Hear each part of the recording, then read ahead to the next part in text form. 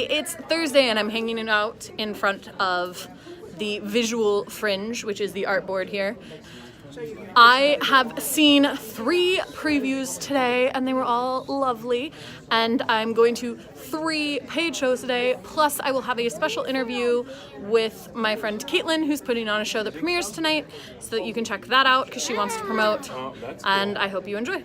The first preview I saw this morning, and it wasn't even really this morning because previews didn't start until noon, was The Sibyl of Mars.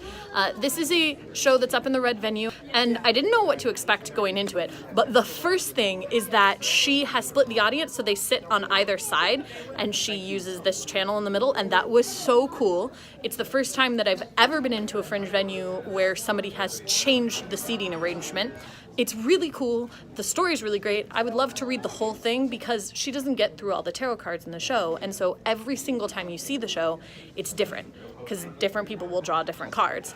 She let me draw a card, and I drew the card that is apparently the worst card in the tarot deck, the Tower, because, I don't know, dark death is my thing, I guess. I am doing a show called Patrons Pick for Murder, and it was really cool to watch that story line up, and also it felt cohesive and tied together despite the fact that clearly these were randomly drawn. So it's very impressive that she can take that and weave the story. The second show that I went to preview for, I thought that these backgrounds were appropriate. It is Al LaFrance in I Think I'm Dead. Now, Al is one of the people that we are murdering in Patrons Pick for Murder. He's actually getting killed this coming Sunday. His show is great, and I highly, highly, highly recommend this show, especially if you are or know someone who suffers from insomnia or depression.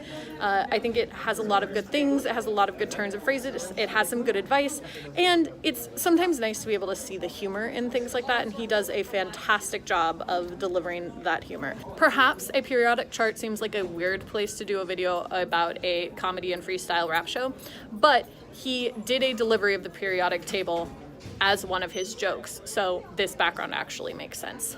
I saw Chris Turner in Turner's Masterpiece, and it is a stand-up comedy slash freestyle rap show. It's a mixture of jokes, doesn't necessarily have an overarching narrative, but he has a lot of really, really great bits. I won't spoil them, mostly because I'm bad at remembering and delivering jokes, and also I'm not funny. So I don't think that you will find the show more endearing or entertaining if I tell you the jokes. You should instead go see the show and enjoy the jokes for yourself. I can tell you that I laughed at most of them, and the ones I didn't laugh at, he's cutting from the show. So it'll be way better when you go see it. You should check it out. Links, as always, down there. I am here with Caitlin, and she is doing a show at Fringe that opens tonight. It's called What If, and basically it's discussing toxic masculinity in the workplace. It's set in an office situation, and they go to an alternate reality where people get jobs and promotions based only on their skills and nothing as trivial as gender. So if you want to see what the world would look like when gender doesn't matter, come check out What If.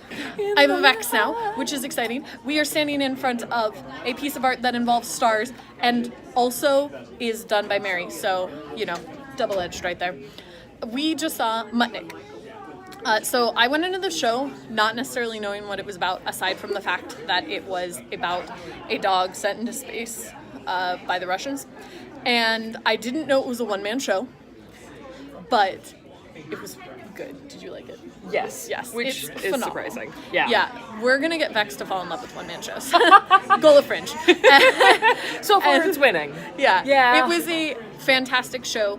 It is definitely got a lot more heart than I had anticipated, so be prepared for that. There's some sadness involved, but he has an adorable little Russian accent, and he does a lot of really cute dog things, and there are some really funny bits in there. True facts. Yeah, but we liked it, and I cried now twice. we're gonna walk to Black Venue to see another show. I'm sitting in front of Sunset by Russell Tucker for this review, not because it fits with the show, but because it was at the level that I could sit in front of it.